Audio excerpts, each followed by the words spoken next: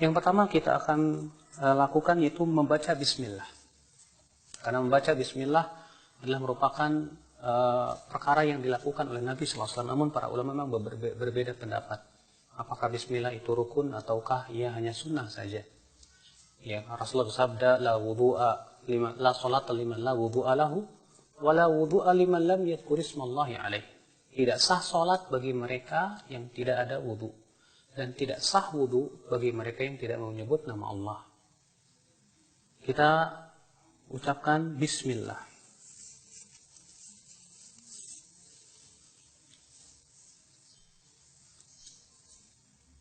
Bismillah, kemudian kita cuci tangan kita 3 kali. Karena Nabi SAW mencuci tangannya 3 kali. Sebagaimana dalam hadis Utsman, hadis Abdullah bin Zaid. Kemudian setelah itu kita berkumur-kumur 3 kali.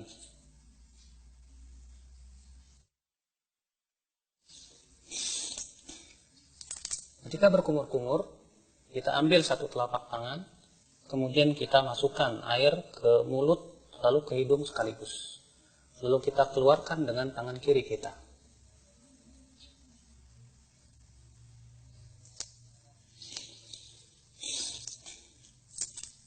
Kita lakukan itu 3 kali.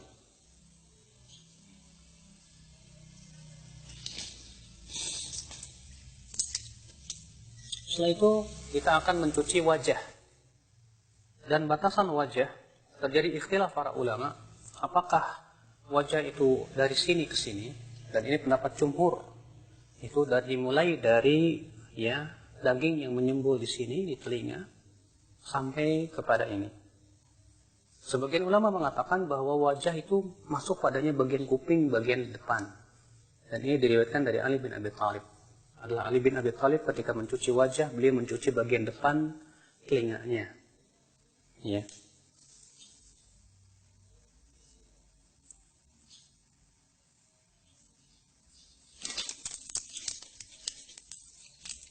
Dan dalam riwayat Ibnu Abbas, adalah Ibnu Abbas ketika mengambil air dari telapak kanannya, beliau iringkan dengan telapak kirinya, kemudian beliau mengusap atau mencuci wajahnya.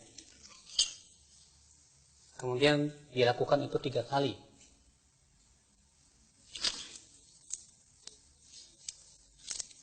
Dan dalam riwayat Ali bin Abi Thalib, adalah Ali bin Abi Thalib setelah berwudu, yaitu mencuci wajah, beliau mengambil segenggam air, lalu kemudian diguyurkannya di ubun-ubunnya, dan dibiarkan ia mengalir ke bawah.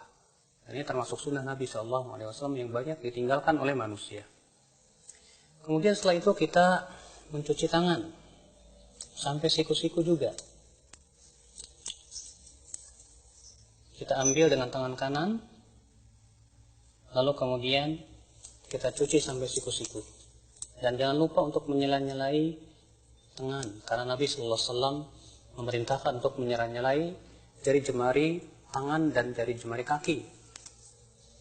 Dan kita lakukan ini juga 3 kali.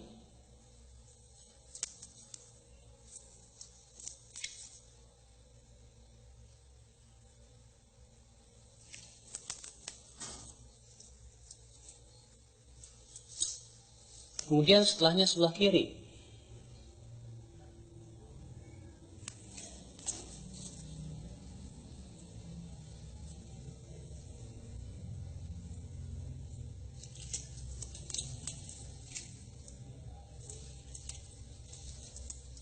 Setelah kita mencuci tangan, maka kita ambil air segenggam, kemudian kita mengusap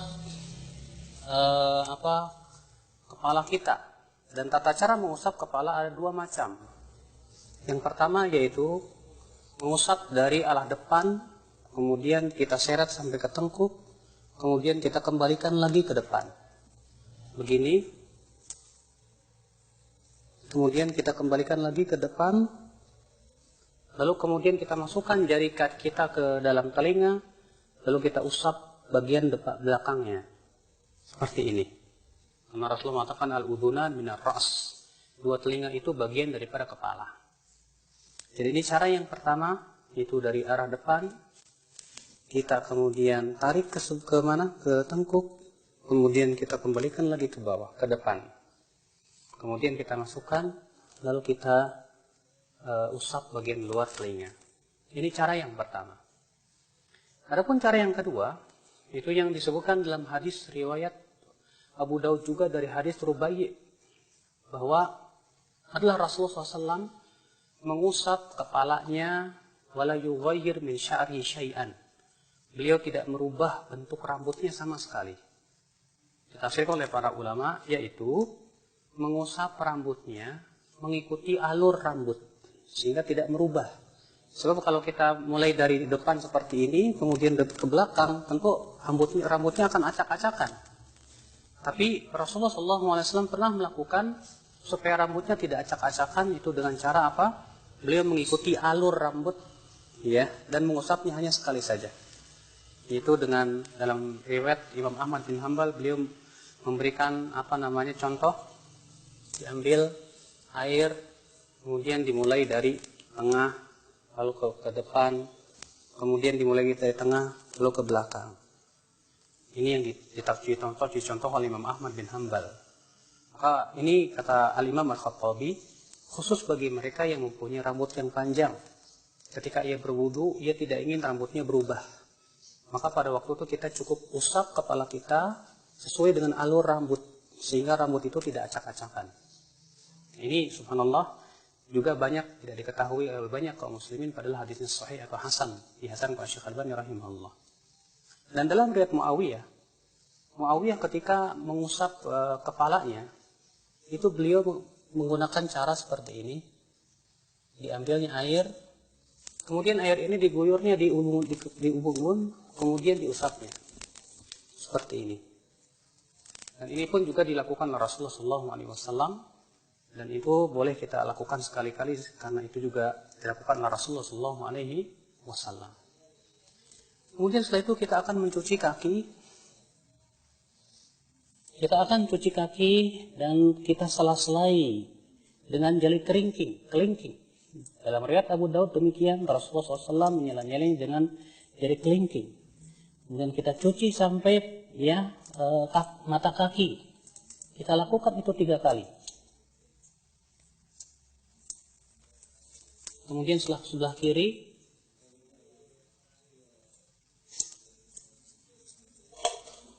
kita lakukan itu 3 kali.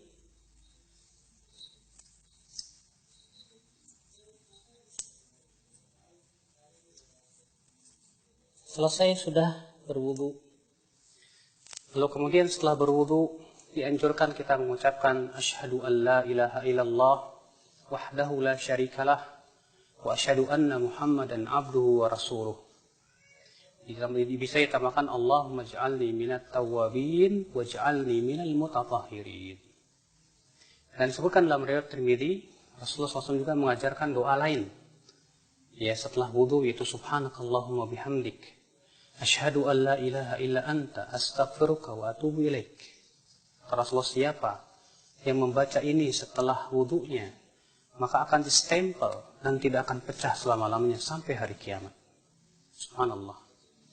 Rasulullah mengatakan, siapa yang mengucapkan setelah wudunya asyhadu an la ilaha illallah wahdahu la syarikalah wa asyhadu anna Muhammadan abduhu wa rasuluh, maka akan dibukakan untuk dia 8 pintu surga.